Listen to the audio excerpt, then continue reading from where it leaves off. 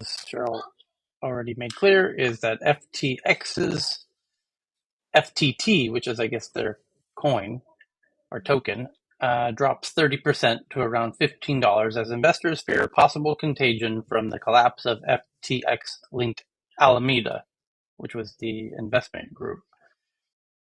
And FTX CEO says FTX is fine as Binance begins selling FTX's FTT token. Okay. On-chain data from Ethereum, Tron, and Solana. FTX appears to have stopped processing withdrawal requests. That's a problem. That's not a very good sign. Red Uh, flag. the Casey Newton says he has sources. He's a tech blogger, so he says he has sources that Elon Musk pitched charging most or all Twitter users for a subscription. Internal estimates show Blue could lose the company $6 per user per month in the US. Are you done with the FTX thing already? Yeah, go ahead. No, because I just wanted to make a point. Go ahead. You can comment, Ken. Yeah. Because I think the FTX thing's really important. Yesterday I made the point that when Sam Bankman-Fried was denying, any insolvency rumors over there, it just struck me as, from memory of some of the statements that Lehman Brothers made in 2008. That was like June 2008, and then 3 months later they were dead. I've seen this happen a lot with, financial firms really cannot handle any kind of issues about their solvency. It's very easy to blow one over, and I think there would be a contagion effect if something happened to them. In fact, Coinbase is down 10% today. I think that's a contagion effect of this issue. So I think this thing is if it doesn't work out well, it's going to be a bigger deal throughout the system than one single company, because FTX was considered the savior of a lot of these companies. Keep in mind, he just bought, as I mentioned yesterday, they bought FTX and bought 30% of Skybridge Capital, which is Anthony Scaramucci's hedge fund company, which now you're getting into more mainstream stuff that touches institutional accounts. So, I mean, this could have very far, reaching implications, if in fact there is an issue there. And so then that's why I thought it was, worthy of everyone's attention. The fact that Coinbase is down so sharply today I think says a lot. And I'm done speaking on it. Okay. So back to the Elon Twitter gate. The next article is from CNBC that early Twitter investor Chris Sacca says Elon Musk is alone right now and winging this and needs some people around him who are willing to speak some truth to power. Okay, and did Elon respond? I don't think he did. But that's the problem we have now, right? There's he's going to do whatever he likes to do, as already is being spilled out into his Twitter feed. So there's that's you're pushing on a rope, Chris. Saka, love the guy, great sage advice, but it's not reality. It's not tenable. Next, The Verge says they have sources. Twitter tells advertisers that Twitter added more than 15 million monthly daily active users since the end of Q2, crossing the quarter billion mark. Musk also tweeted user numbers are up. Next up, Financial Times says Apple's profits surpass China's tech giants, boosted by US chip sanctions and its deal with Beijing.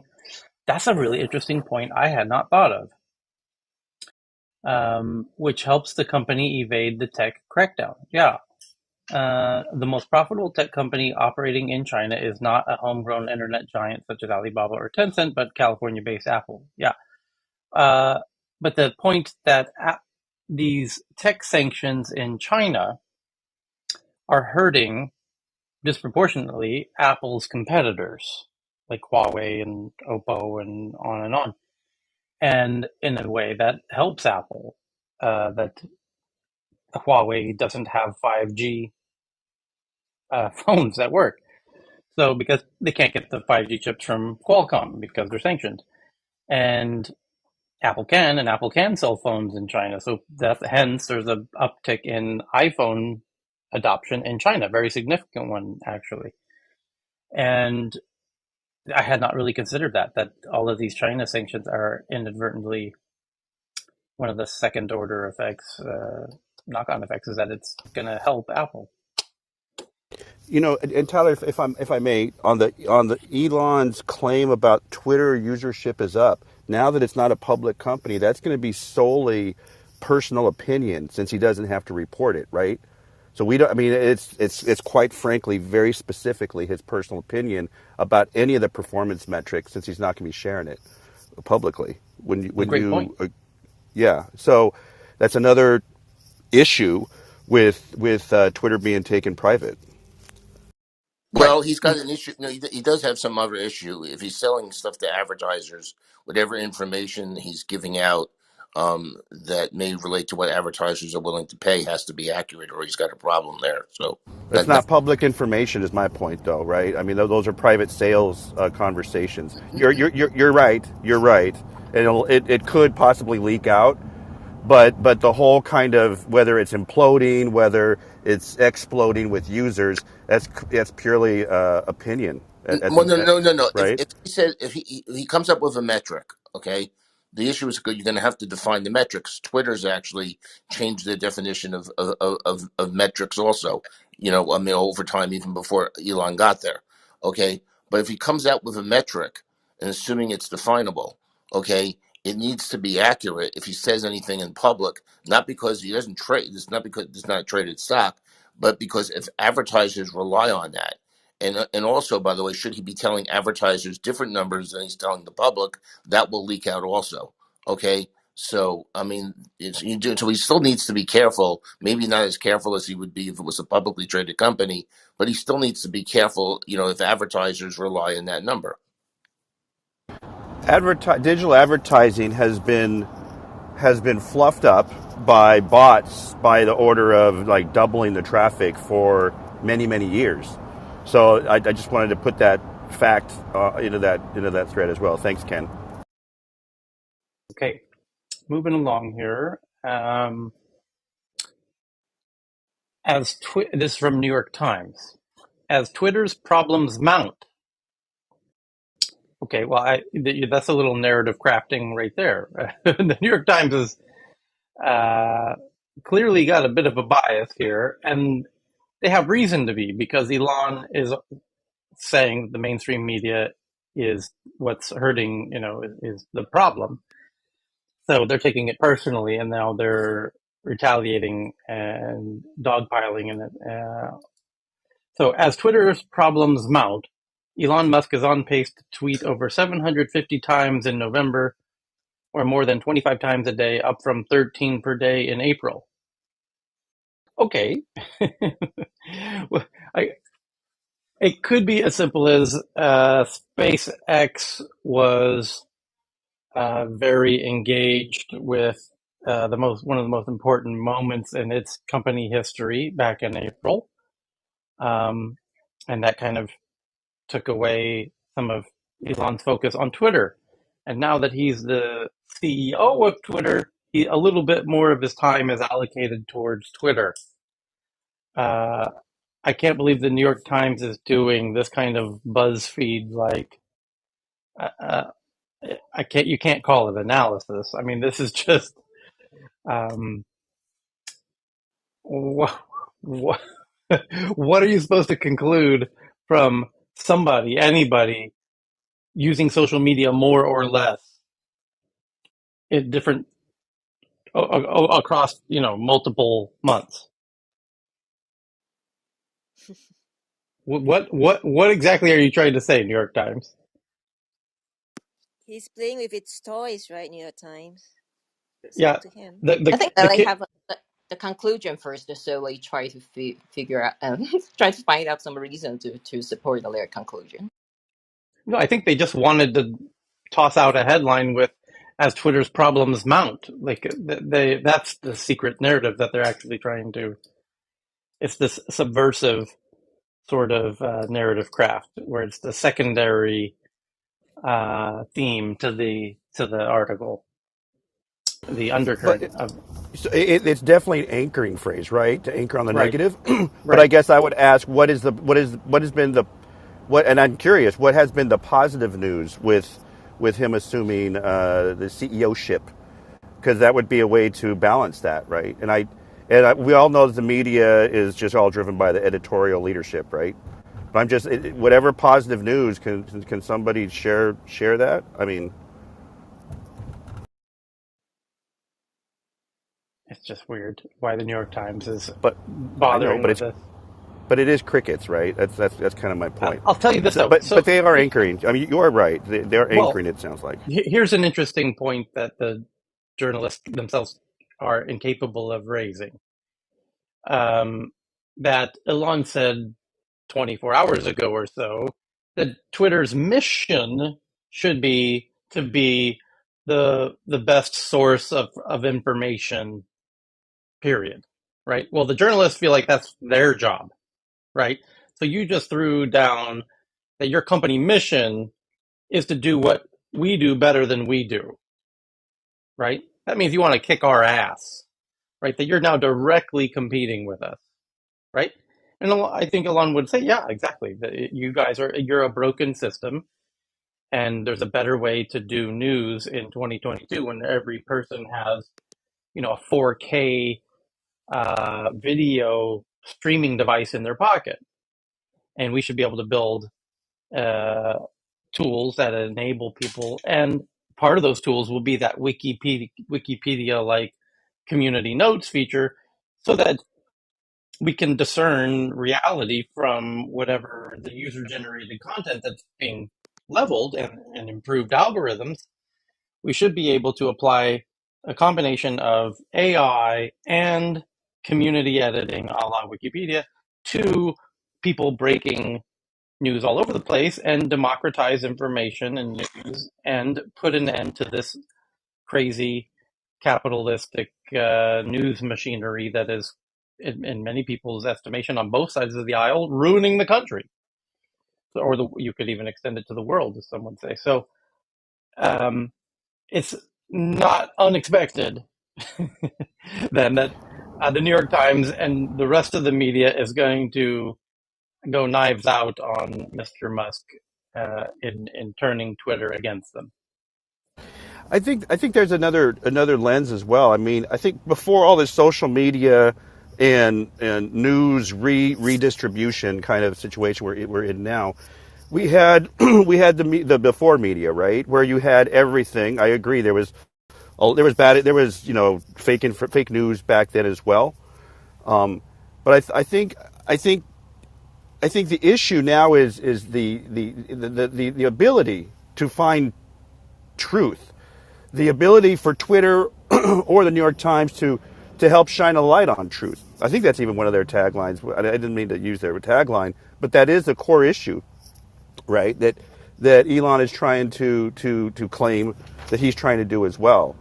But that's part of the challenge, because in his first few days, I believe, I'm sure this is debatable, that he was, what didn't he pull down a couple tweets that were just kind of retweets from sources that were maybe not peddling truth.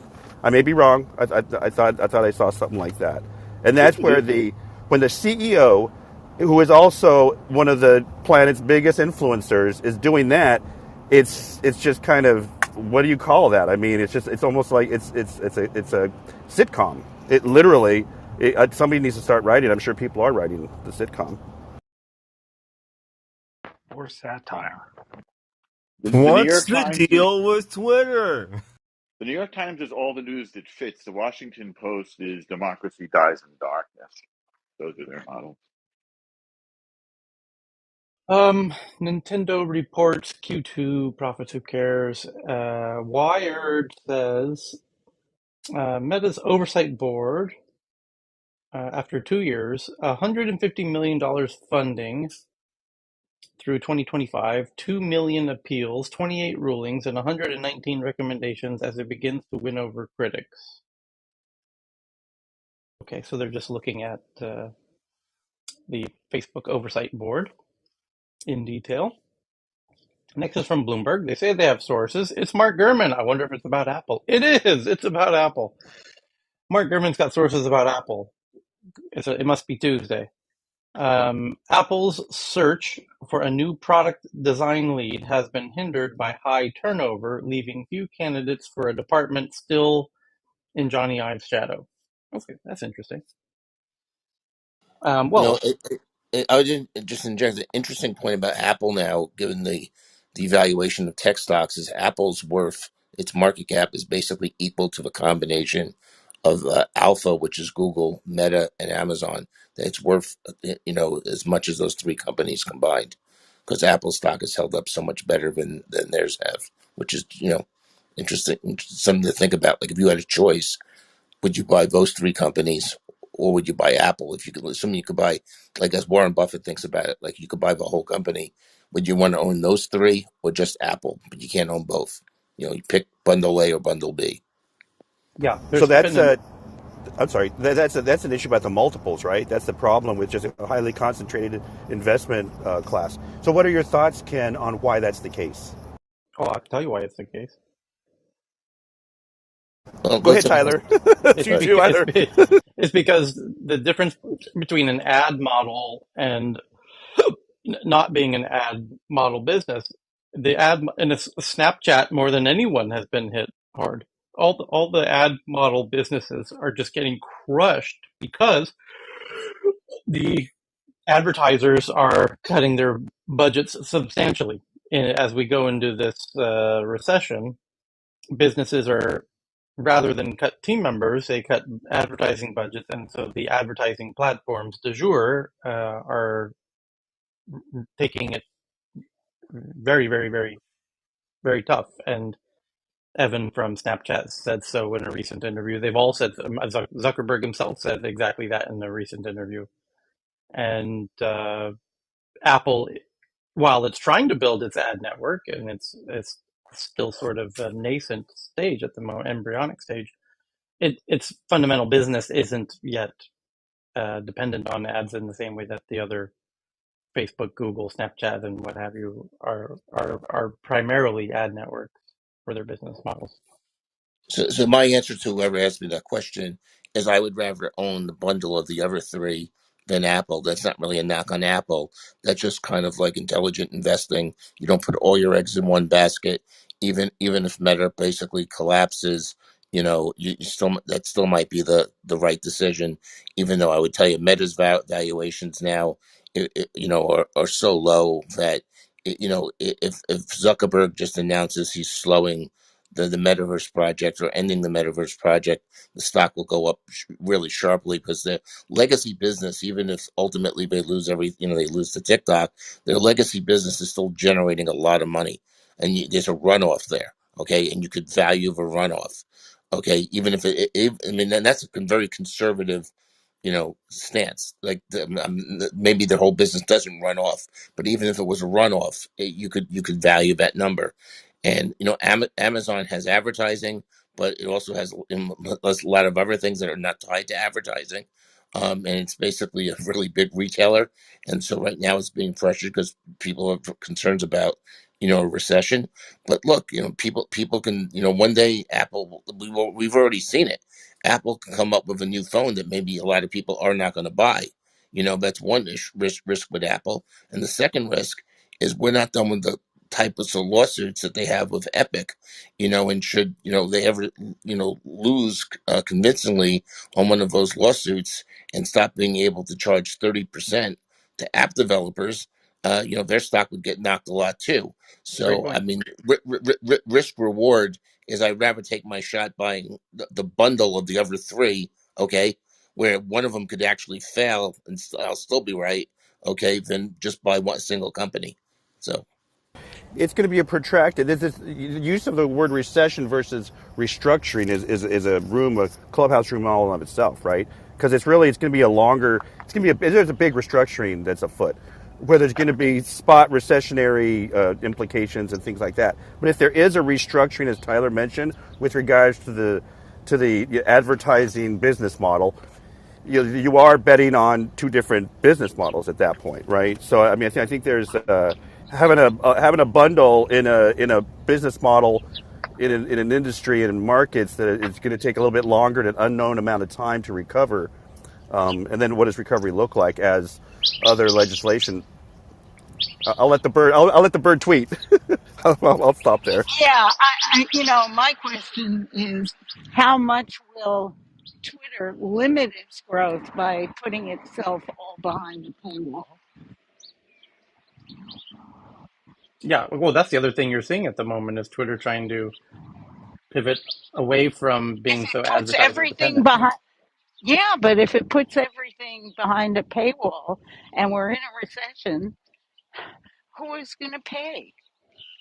Everyone is going through their credit card bills and their Apple Store bills and everything, going, what can I eliminate?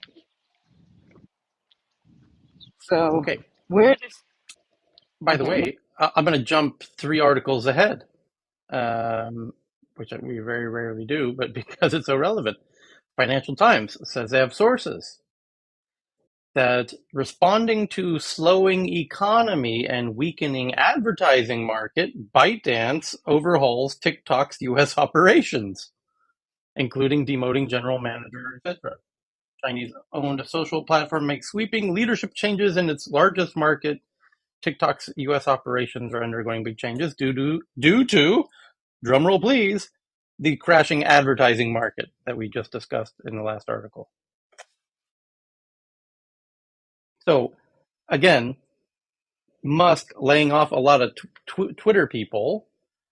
Well, guess what? Facebook also was announced yesterday. TikTok's announced today. This has this is not a Elon unique incident. This is happening with all of the advertising based social media platforms at the moment. So get it out of your head that this is Elon doing some evil, no doubt there's some cultural misfits, and you can mean that in every sense of the word, that need to be dealt with, no doubt. But more fundamentally, it just economically doesn't make sense for Twitter to keep everybody, uh, or any of these big ad-based social networks to keep everybody at the moment. They're all correcting at the moment. Well, and that is good because they were so big. And the great joy of software companies was that you could make a lot of money because once you rolled it out, you know, you didn't need that many people to maintain it. So Here's the I don't question: understand how any of these companies ever got that big. did CNBC have journalists with cameras ready outside of Facebook and TikTok to capture the employees walking out with their cardboard boxes full of whatever's in their desks, as they did at Twitter, and where nobody's discussed this yet, and somebody should discuss this, so I'm going to discuss it. Knowing that their CNBC was sitting with cameras outside of Twitter HQ, waiting for fired people to walk out with cardboard boxes with the contents of their desks moments prior. Whose genius idea was it exactly to feed CNBC and those journalists waiting outside exactly the narrative that they wanted, which arrives, in the form of two developer-looking actors acting to, together? If this was a performance artist, Normally, that would be rather singular. It'd be an individual who would, like a Banksy type figure, would go out individually. To have two go out is worth considering what that implies. And I would beg the jury that this implies that there was more than one person involved in the crafting of this stunt, PR stunt, which I think played very well into Twitter's hands and perfectly uh, gives nice evidence to Twitter and Elon's claims that the media is out to get Twitter and itself is broken and is fake news, and they swallowed it hook, line, and sinker. Um, but who? But let's. Why is nobody trying to figure out who was behind that? And was Twitter itself behind it? Was Elon Musk behind it? Well, it's easy to imagine employees tipping off the press like, poor me. But are you suggesting that this is done to reassure stockholders that they're getting lean and mean and increasing their bottom line? Is that your suggestion? No, I'm talking about the two actors who walked out of Twitter HQ with cardboard boxes claiming that they were just fired. And the Cloud journalist, seekers, I would say. Cloud yeah, seekers, no? what's that? The Cloud Ligma seekers. story? Yeah, the Ligma Cloud Yeah, Johnson. seekers. In other words, right. they're looking for to get a following. They're trolling. So Fine, but Right. they personally, those two actors benefited not in this at all. Normally, trolls, uh, in some way, self benefit, and later will reveal their name and be like, do an interview as how I came up with this idea and whatever. That didn't happen, which leads me to assume there was somebody higher up the food chain uh, who had their hand on the wheel of this PR stuff. I mean, I guess one could interview them. You're suggesting they were paid by somebody whose axes I they don't. Sounds like were. we're dealing with some sort of mockingbird type CIA operation. I can smell it. Anywho, um, Tyler, yes. yeah, so I've got some firsthand information on Twitter. The brother of a friend used to work at Twitter India, and he's one of the, well, he's still there for the next couple of months, but he's one of those guys who got the letter to be laid off. And the big difference, I also know someone in Meta who's been laid off. The big difference that he was telling me in Twitter is Twitter's laying off just like across the board, right? So Yeah. even engineers that are doing innovation for new products Mm-hmm. or working on the next generation are just of Twitter are just being let go. So who's going to Yeah. work on all of this stuff? Whereas Meta, Google, and some of the others are being a bit more intentional. They're cutting fat here or there, but they're not letting go of the really core guys working on some of the next generation stuff. And I just tweeted an article in the back chat that in this massive hack job at Twitter, they're now actually begging people to come back because they've just realized they've let a whole bunch of people go who've literally walked out and said, screw you. But those guys were absolutely critical for the maintenance of Twitter on a day-to-day basis. So they've actually asked a whole bunch of people to come back. Uh, I just Yeah, we back just had channel that that article. yesterday, Vinay. Yeah. So this guy was telling me in India as well. There were about 200 employees, and they only have about I think 20 left, and now about another 30 have been asked to come back. Right, and those And 30 are saying we're not coming back, not if Elon's around. But just to put a pin on that, that is like definitively case study shit about how to mismanage taking over a company. All right, and Exactly. it's probably not Elon, only Elon. Wink, wink. Even if it is a few other layers of management or what have you, that is definitively case study shit about how do you not, you know, downsize and manage a restructuring of a company. I was at Apple when what was his name, Emilio or something. The time just right before Jobs came back. came back, and he was a master at restructurings. And I just wanted to kind of put a pin in that. Thanks. Mhm. Is it also because that they're rushing for time because they don't want to give up more stock options? Well, I mean, there was a mention about this, But that, right? you're right. There was an article about that. Yeah. So they're So, David, rushing you were, for you the were talking for about the Gil funding. Amelio being a master of restructuring, right? Yeah, I mean Yeah. he had gone around a few companies, and he had he had a very good reputation. That's why they brought him in. Right. Yeah. Back to Cheryl's point is there's certain uh, timelines Timeline, yeah. where if the person is still employed by November 1st or whatever, then they qualify for some additional Christmas bonus or whatever, some additional. But that Yeah, that but that is another that's another sickness of Silicon Valley is the greed, just like literally blind greed. I'll just offer that way to position Hire that. slow, fire fast. No, but Inhumane. people mention the stock options. So think about that. I'm going to assume that because it's not public now, but they were public, that those people's options, basically the ones that had vested options, get got cashed out on the sale. Now there's no more options because there's no more public security. They could create phantom stock. You can't do it that fast.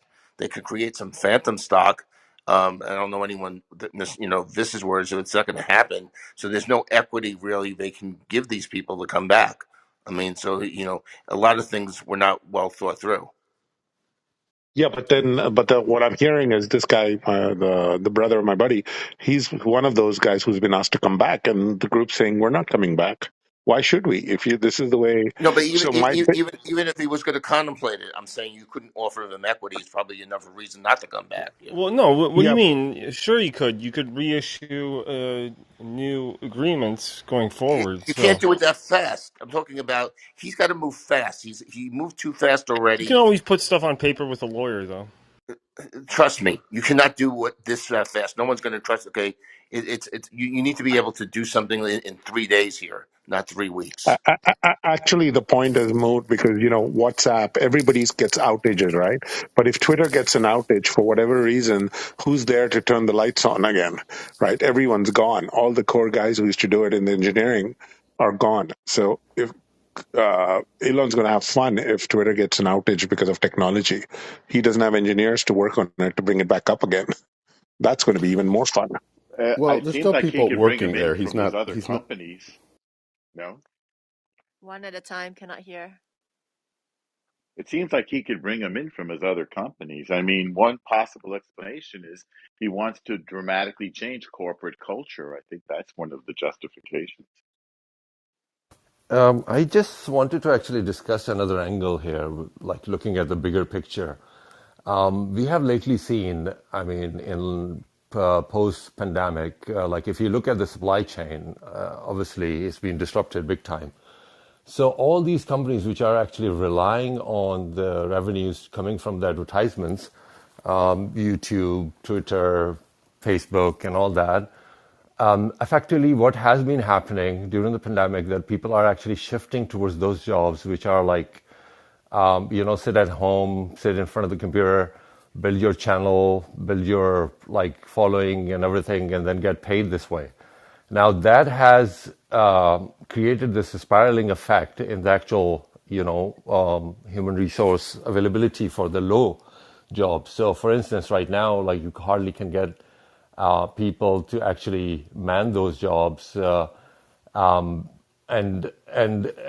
Even if you really go out and look for it, it's between $17 and $20 an hour, which is like usually being paid $8 to $10. Now, it's going to ultimately affect the supply chain if these people actually stick around in those jobs. So ultimately, the revenues will drop from the advertisement coming into those companies, and thereby the people would get paid less and less. So this is affecting big time on the actual normal supply chain, where the manufacturing has gone down big time because simply they cannot find the workers. So it's not just simply about the actual firing and getting the revenues from those companies. effectively these companies will be forced to restructure themselves because there's not going to be enough revenues coming in. And thereby, those third parties who are actually producing the content and building their following would ultimately get affected. So we are just like, as a whole, the whole globe is restructuring themselves. Hey, by the way, there was a tweet by Jack Dorsey like 3 days ago. Anybody read that? Like, folks at Twitter, past and present, are strong and resilient. They will always find a way, no matter how difficult the moment. I realize many are angry with me. I own the responsibility for why everyone is in this situation. I grew the company size too quickly, and I apologize for that.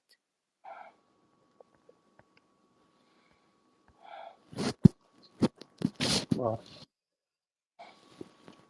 This guy is one of the world's great apologizers. it's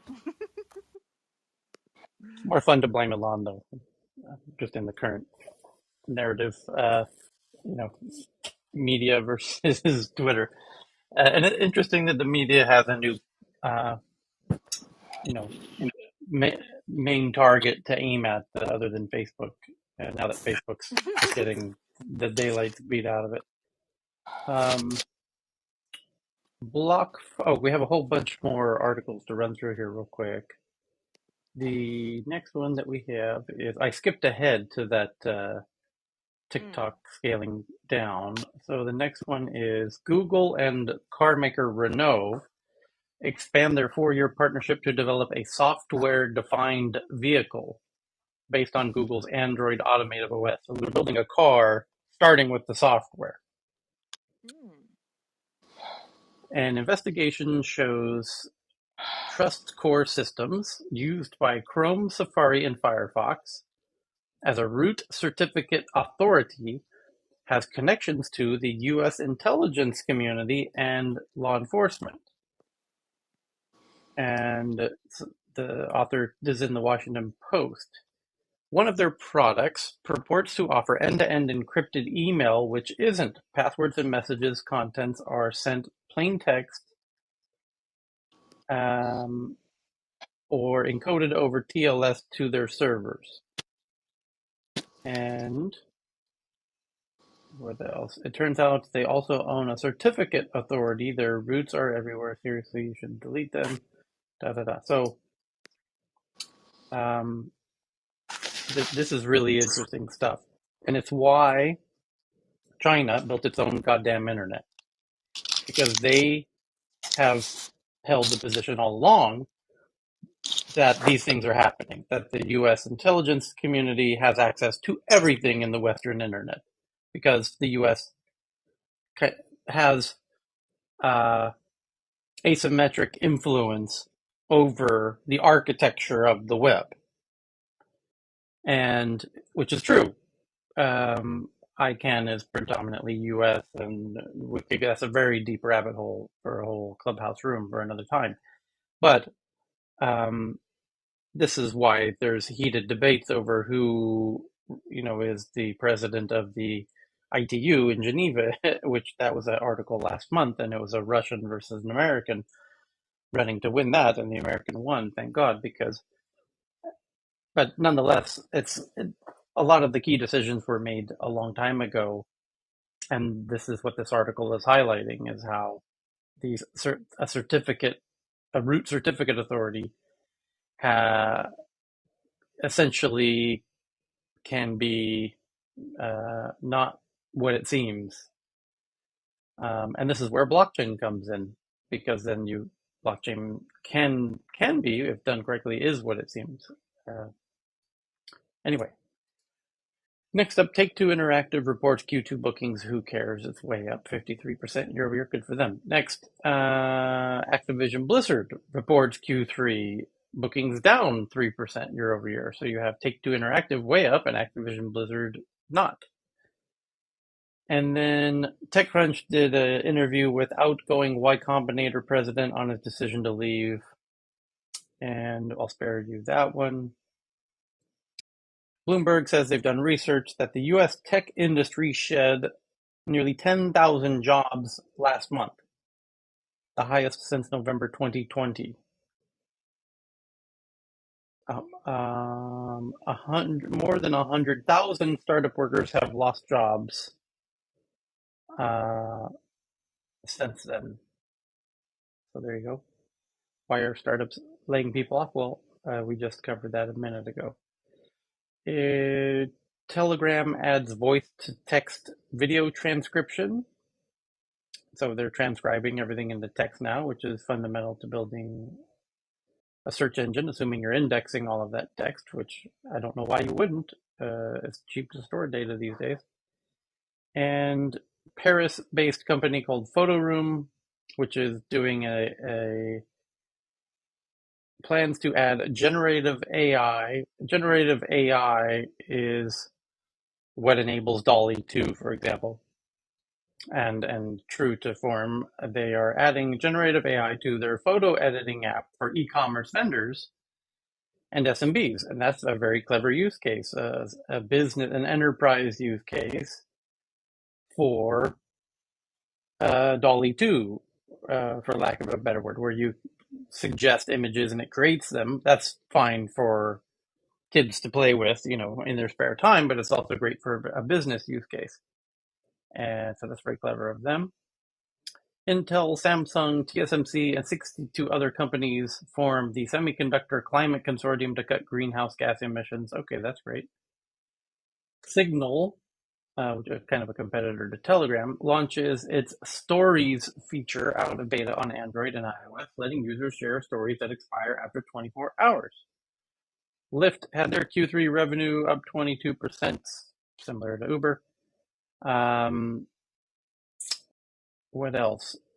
The Verge did an interview with the YouTube Shorts director of product, so the person who's tasked with cloning TikTok there over there at YouTube. And what else? The U.S. Department of Justice seized $1 billion of bitcoins uh, from someone named James Zong, who pled It, guilty to wire fraud. that was a result of the Silk Road thing. Yeah. Yes.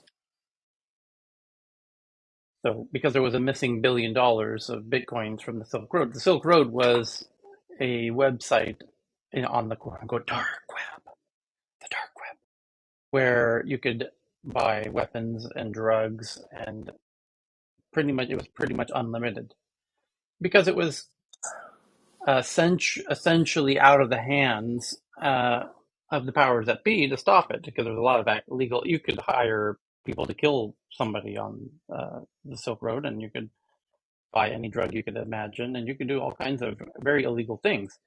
So the governments were working together to try and shut this down for a very long time, very, very long time. And they eventually did catch up with the person behind the Silk Road, who's now in jail. And he was actually only caught because his ex-girlfriend turned him in. And otherwise, he would almost certainly still be doing what he's doing. Is he a Chinese or American Chinese? No, American, Oh. not Chinese at all. But the guy who had the $1 billion worth of Bitcoin, Zhang, James Zhang, that's about as Chinese as it gets. So I don't know what James's connection to the Silk Road was, um, but he was holding the bag of what was missing. After they shut it down, well, the Silk Road was holding a bunch of money somewhere in Bitcoin, and now they found it. Or it's actually a while ago that they found it. But Airbnb plans to show the total cost of stays, including cleaning fees. That was a big story yesterday. Ahead of U.S. midterms, researchers say YouTube, which often flies under the radar, has blind spots that let false narratives slip through. We covered that yesterday. That was New York Times. And there we go. Those are your big, boring headlines for Well, today. Tyler, there was a crypto headline that I back channeled Okay. my time last night, Okay. involving Santander Bank. It's actually Santander Bank in the UK. I mean, they're a Spanish bank. They're, I think, the biggest bank in Spain, but they're pretty big in other parts of Europe. they are stopping transactions for certain crypto exchanges. I mean, I've asked Cheryl to pin the article Yeah, I'll pin it now again. Yep, so I don't misreport it, and so yep. yeah. I'll pin it now. But I think that's another negative that's going on in crypto in the last 48 hours. So. It's a UK bank, right? Well, the parent bank is in Spain, but this is Okay. the UK subsidiary. Yeah, I think crypto is over. Well, So, Wow, glad to hear that from you, Dr. Francine. there's yeah, a that's new a. I there's a mean, new. Go ahead. except for people who know a lot more than I do, and I thought I knew a lot. Even the But I don't see Bitcoin, the use for it now, you know. It's been over even the since the Bitcoin. start. No, Um, I don't think so. But the Bitcoin thing is, might it's be the only one that not, you know, but the, this until has we been very figure, clear to anybody. Oh, sorry, Dr. Francine. Sorry. no, no, so many people know more than I do. I know some, but go ahead, Ben, if it's Ben. I'm just saying that it's been kind of daft since the beginning because it doesn't take well, maybe it does take a particularly deep technical look at it to realize that how flawed most of the projects are. I've been harping on about the Oracle problem and the fundamental problems since the beginning. It's very obvious to a technical person that these are impasses. So, yeah, I'm for one not surprised to see this shaking out in the slightest. It's actually what I am surprised about is how long it's taken. But height goes a long way to drive momentum. So Well, so let's see where it here's the goes from here. thing, Ben, the reason what drove momentum up to now was speculation and investment. And a lot of people made a lot of money on that. But then a lot of people have tried utility, and utility would include, lending on Bitcoin, using Bitcoin to pay for goods and services, having Bitcoin be adopted as the national, currency, and a whole lot of other potential uses that were all in my mind, tried during this latest, during the latest explosion in 2020 and 2021.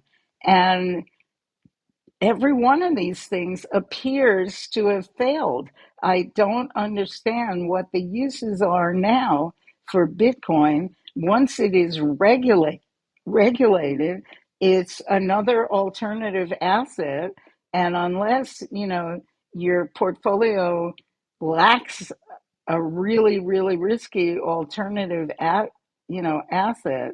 But I mean, you might as well in at least investing in emerging market funds helps people in other countries. It's risky, but there's a chance because there is a utility for those funds. I don't know, Ken, what's your thought?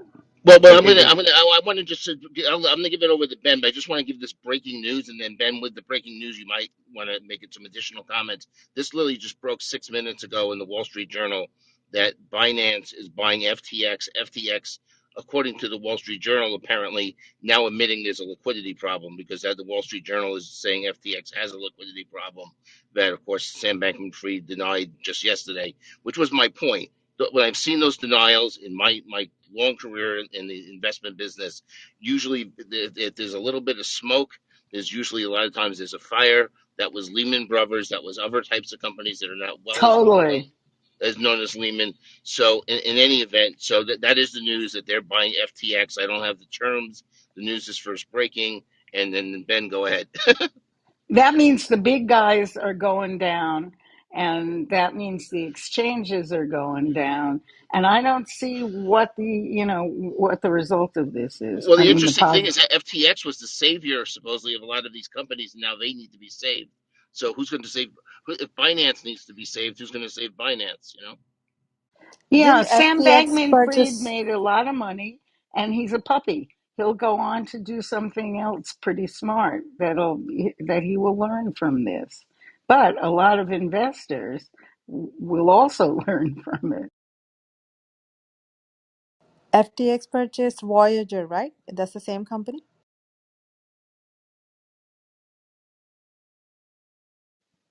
Yes. So the real announcement was 28 minutes ago from Sam himself on his Twitter account. Keep that thought in mind that um, the real source of the breaking of the news, back to my point I was making, I don't know, 45 minutes ago about the true nature of news, it actually broke on Twitter directly from the source, which in this case is the CEO of FTX, Sam, on its, and then the Wall Street Journal writes an article about the tweets. Do you understand how this, how media is working these days? What percentage of headlines on mainstream media are in fact about tweets? Well, when Trump was in office, uh, every tweet Trump did was a headline article, and nearly every tweet Elon Musk is doing is a headline article across dozens, if not hundreds, of outlets. So this is just another example of Twitter is the fountainhead of the information. It just needs to be reorganized to, and it can be, to fill in some of the gaps that currently the journalists are filling in. And and that's what the community notes can do better than the journalists can do in many cases. And they know that, and they're threatened by that, and they should be. And so, anyway, back to the current Well, and story. That's whenever point, but Binance is saying they're going to conduct a full due diligence before this closes, so they're not going to do what Elon did and waive due diligence. So this still. so. Let me just read through Sam's tweet here. He did a six tweet I thread. pin on top. Okay, thank you. He says, "Hey all, I have a few announcements to make. Number one, things have come full circle, and FTX's first and last investors are the same," meaning Binance, I assume. "We have come to an agreement on a strategic transaction with Binance for FTX.com, pending due diligence. Number two, our teams are working on clearing out the withdrawal backlog as is. This will clear out liquidity crunches. All assets will be covered one for one. This is one of the main reasons we've asked Binance to come in." I'm pretty sure that's the main reason, Sam. Um, "It may take a bit to settle, etc. We apologize for that." Number three, but the important thing is that customers are protected. Yep. Hence my theory that that's the real reason that this is happening. That you're reiterating that at number three, when you really effectively could have covered it in number two. Number four, a huge thank you to CZ, Binance, and all of our supporters. This is a user-centric development that benefits the entire industry. CZ has done and will continue to do an incredible job of building out the global crypto ecosystem and creating a freer economic world. Okay, well, let's see. Time will tell. Number five, I know that there have been rumors in media of conflict between our two exchanges. However, Binance has shown time and again that they are committed to a more decentralized global economy while working to improve industry relations with regulators. We are in the best of hands. Note that FTX and Binance, two separate companies, are not currently impacted by this. FTX.US's withdrawals are and have been live, is fully backed one for one, and operating normally. I'm retweeting that to the Tech News Twitter account so you can see that tweet thread. You can also look at CZ's Binance tweet. Yeah, it is And interesting. Tyler, He also But mentioned it. to what degree is FTX's downfall a result of them being overexposed in Solana, or what was the chain of events that Luna? happened? It was Solana. It was Solana. And what was, Solana? Ripple and Solana. yes, and there was, what was the name of the capital company that imploded? Oh, Celsius? No, No. A Voyager? no. I'm just throwing names. Sorry, I don't know. Not There was Liberty, a, was it? no, Because it there's a was a court couple of, case involving. no, no, it was a couple of really young guys who were heavy into Oh, okay. everything. Arrow Capital. It was Some something like that. Three Arrows Capital or something like Yeah, that. yeah, something Yeah, Yeah. arrows. that's Yes, what that's what the guy started the is snowball. still running on the run, right? The guy, what's Lee his name? Lee Kwan or whatever his name was, Do Kwan. Yeah, Do Kwon. Yes, the Luna guy. Is wild. it related? No, I don't know. Yeah. Tyler, if I may, can I add some more important nuance to your Yeah, point with regards to the difference between the emergence of the power of the tweet in journalism yeah, versus the investigative, longer, let's put some time into this and find the truth? I would put you right in the middle.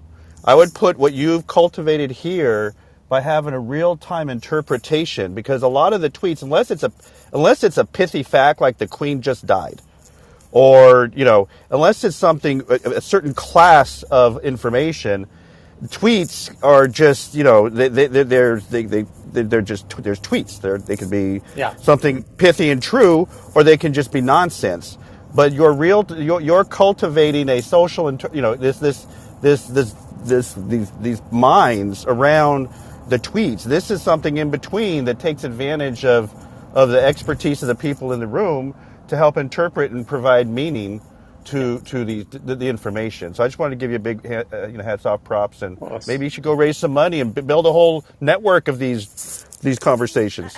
I think I want to say the point here is right. It's not really whether is it Twitter or not, but it's just that this information is from the first party, so that's why it's accurate. It is not from interpretation. It's not from speculation. It's directly from uh FTX guy and the Binance guy. So that's why we can trust what they say, right? Because it's from their own accord. It The is value, not through journalists. It's the not through bigger the point value media. of is blue No chip. middleman in previ- between. previously they would have been dependent on the media to make this story Yeah. happen, and they would be totally dependent and really wanting to get the word out and really begging these outlets and publications to please get the word out about this.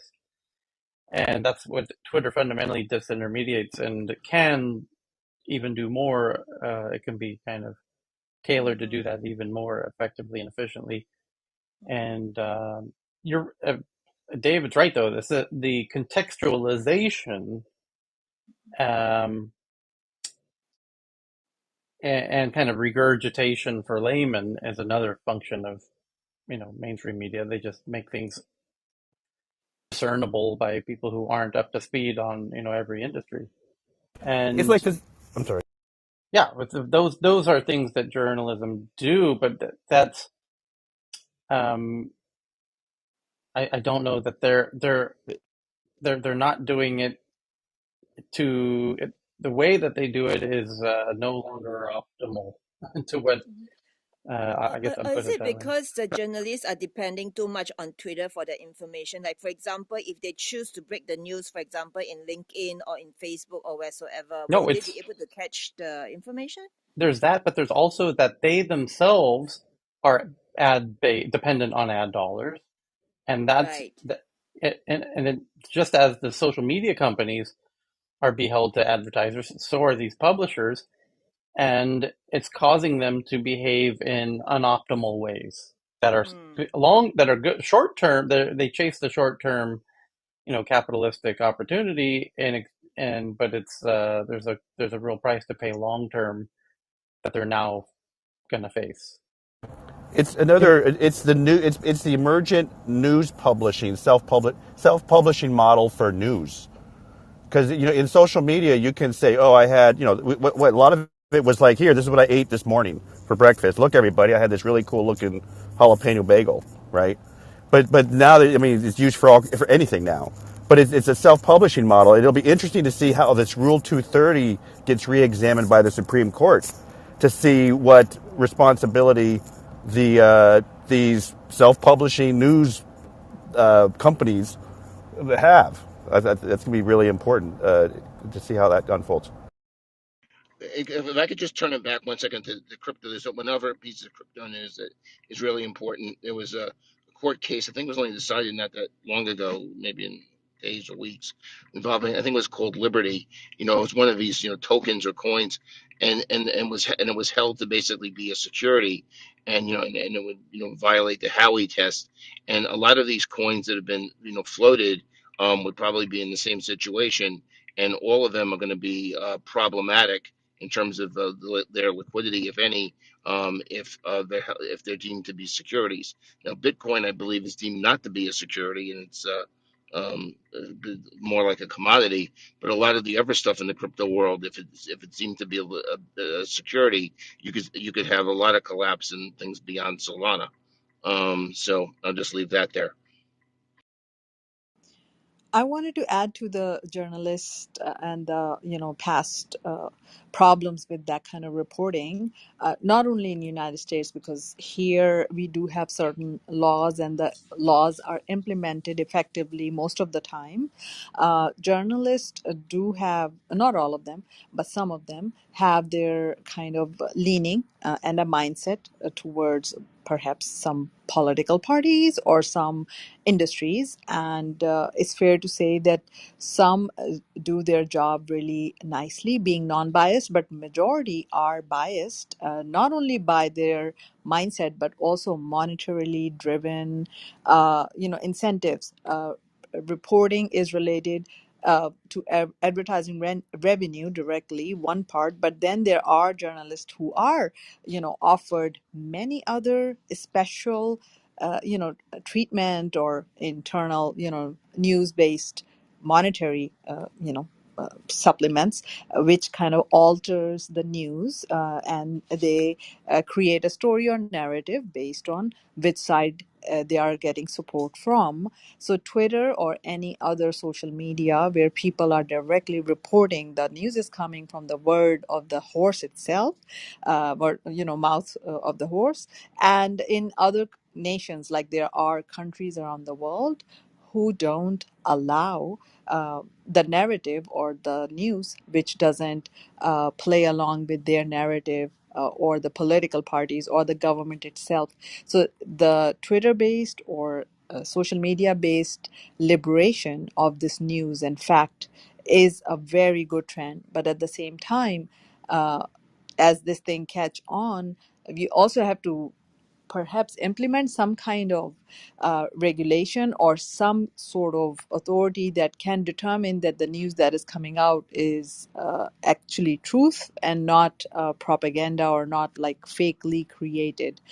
So there are nuances both ways, but I do believe that the journalistic capabilities in the past have been greatly compromised by the monetary benefits that these people were receiving. Okay, are we ready for the tweets? Did anyone have a tweet since we met last time? I have one tweet about the Mark Kelly, who was one of the astronauts. He was part of the twin study. The astronauts, were one of them was in space, ISS, and the other one stayed on ground. And one of these astronauts is now running, for office. So that was very amazing for me to see. I shared that tweet in Twitter. Mark Kelly running for office. Anybody else?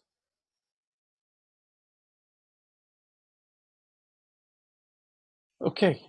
Where do we got? The first one I have for today is from Eric, that researchers have discovered a mutation that significantly increases lifespan. The study found that faulty RNA processing can result in longer life. Is Eric still with us? Nope, I think. Oh, he jumped out. Okay. Oh, no, he's here, but his no sound from him, so I guess he's busy. Okay. Next is from BB. As the Japanese yen tumbles in value, getting weaker, gadget-loving Japan, that's an understatement, goes for second-hand iPhones. For years, Japanese shoppers eagerly shelled out for the latest gadgets, but now a tumbling yen has put new iPhones out of reach. There you go. Best time ever to visit Japan as a tourist. Most Yeah, most my affordable time cousin is here with 2 empty luggage. Just arrived this morning. to buy lots of stuff.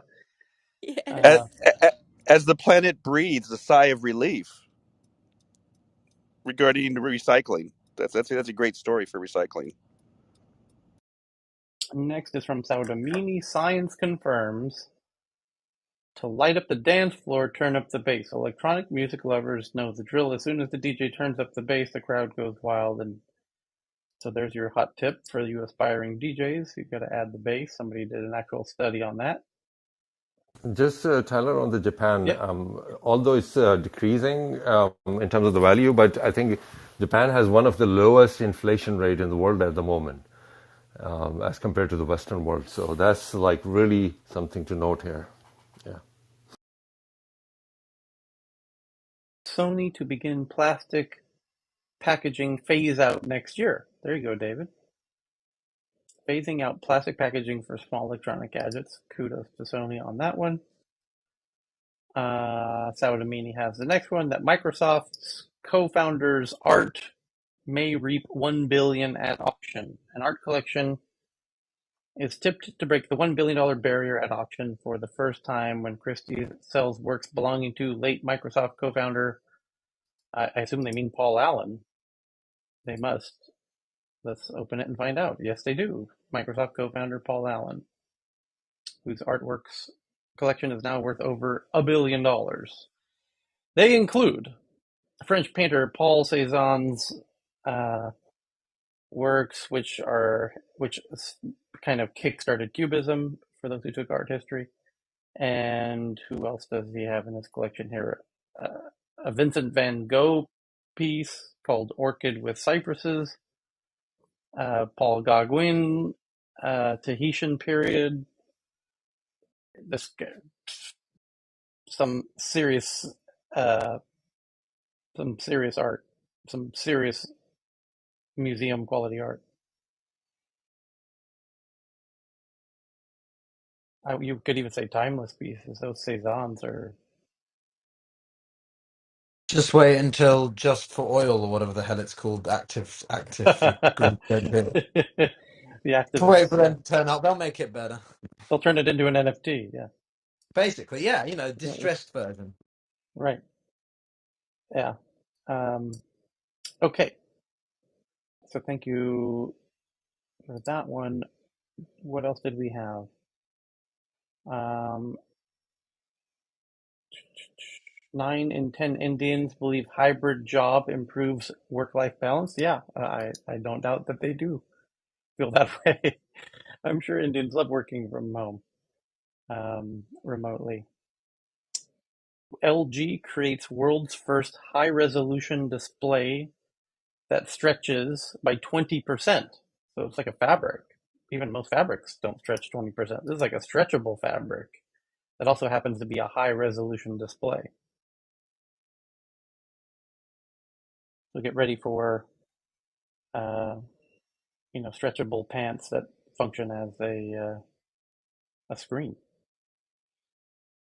What else? A Bengaluru Tech Summit 3-day event with 300 participants, 92 startups, 60 from biotech, etc., in November, as it should be. And this was, I'm regretting the whole scenario of Omicron and Delta that led me to jump out of my excitement for doing events in India, because the idea was to do a big annual event in Bengaluru in November, and not so probably in partnership with whoever was doing this one. Anyway, there's such a huge opportunity to do the world's biggest tech event in India. The next is from BBC. Complaint made against PimEye's search engine for faces. Privacy campaign group has asked the UK privacy watchdog to investigate PimEye's, yeah, because they have everybody's face in the database, and they charge you to remove it from their database. As I mentioned yesterday, did I not, or 2 days ago? Foxconn, iPhone maker Foxconn bets on electric truck firm. The Taiwanese technology giant says it will invest up to $170 million in Ohio-based Lordstown Motors to make electric trucks. Speaking of which, Tesla recalls 40,000 cars over power steering fault. And Germany blocking China Elmos chips. National security concerns. German government looks to block Chinese takeover of a German company, chip company. Oh, gee. Now, what's interesting about that is most people are going to read that article and not know what we know about why Germany's doing that. They're going to think, why is Germany banning China from buying the semiconductor company? Well, because China doesn't have the skills to build it, and they must buy it, and they want to buy it. And the West is working together to prevent China from getting it. And it's a huge deal. It's one of the biggest happenings on planet Earth at the moment.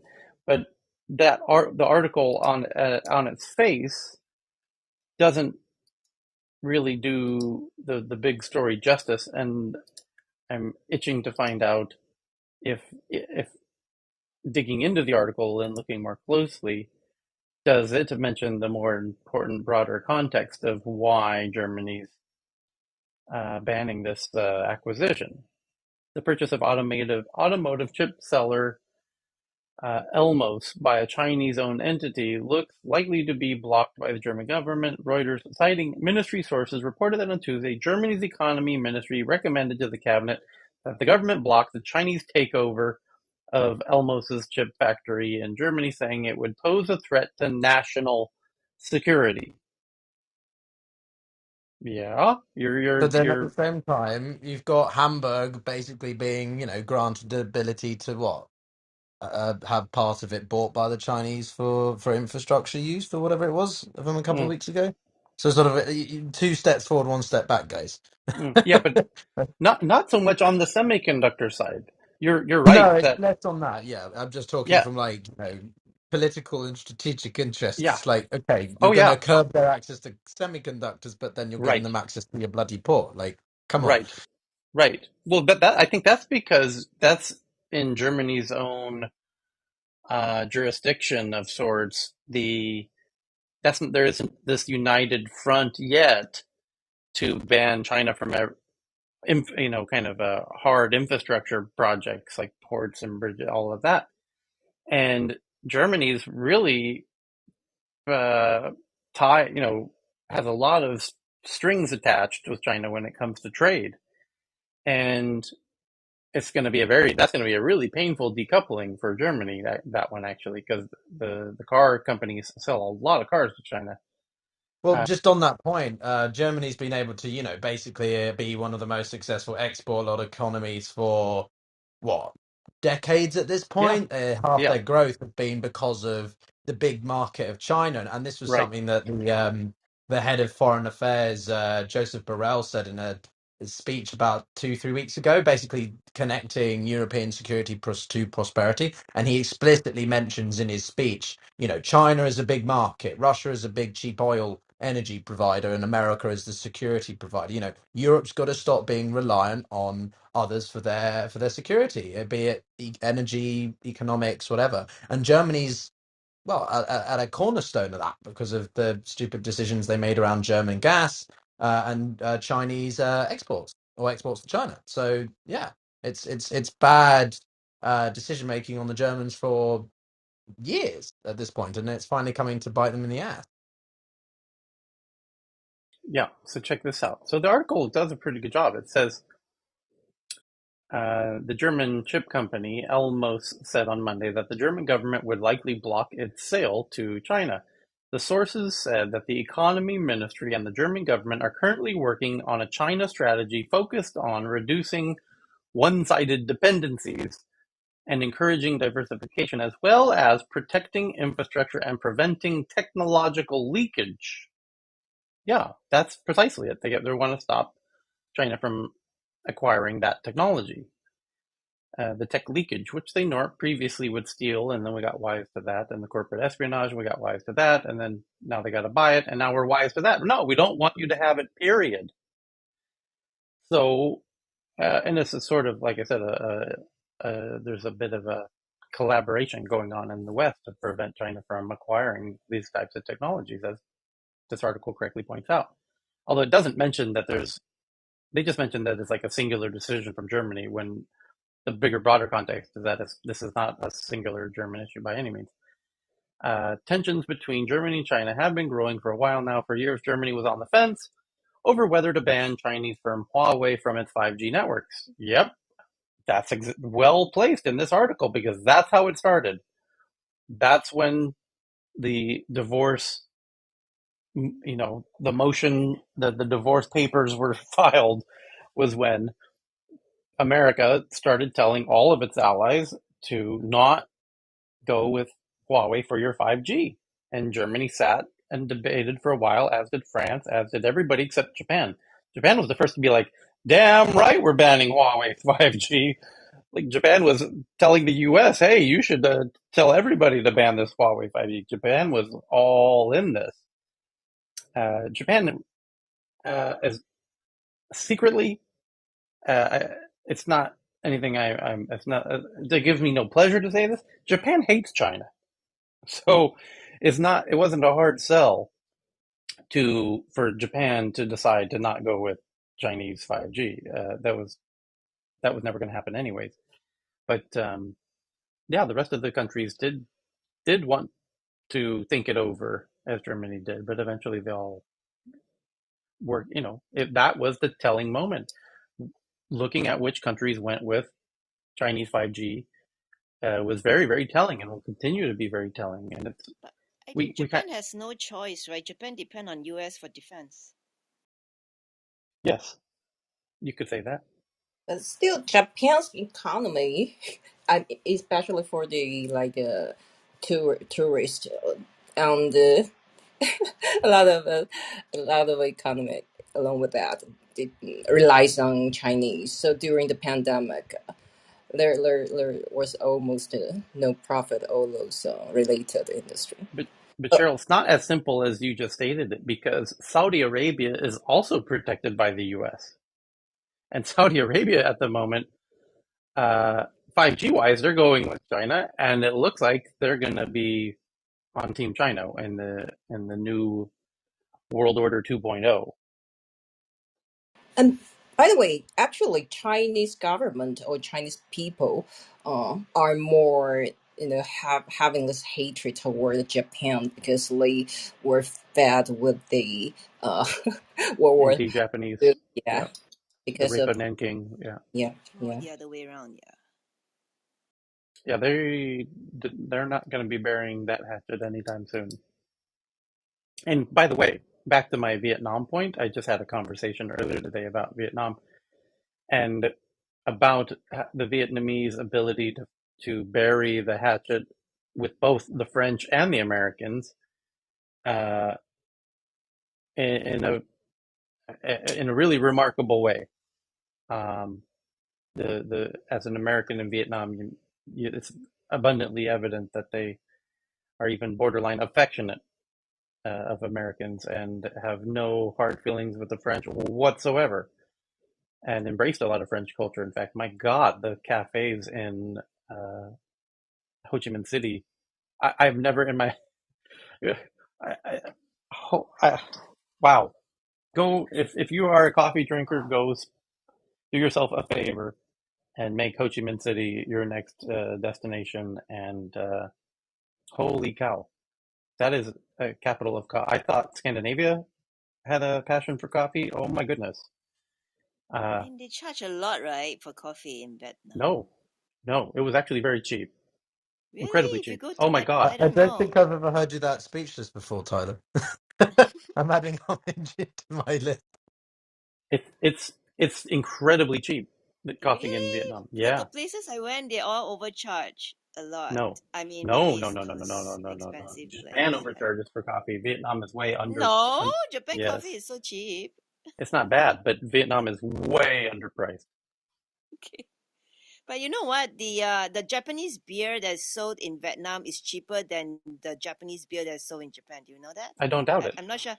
I'm not sure how they did it, but the Japanese beer in Vietnam is cheaper.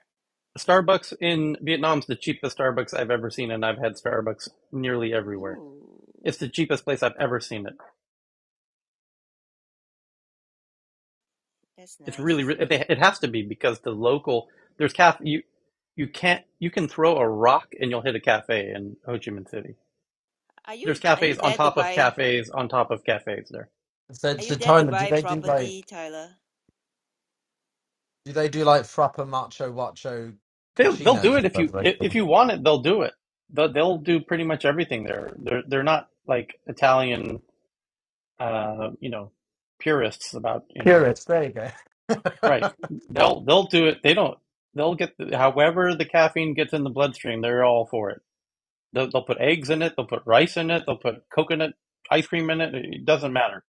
They just, and they use pure Robusta beans, and it's really strong, and it has 3 times the caffeine of normal Arabica coffee.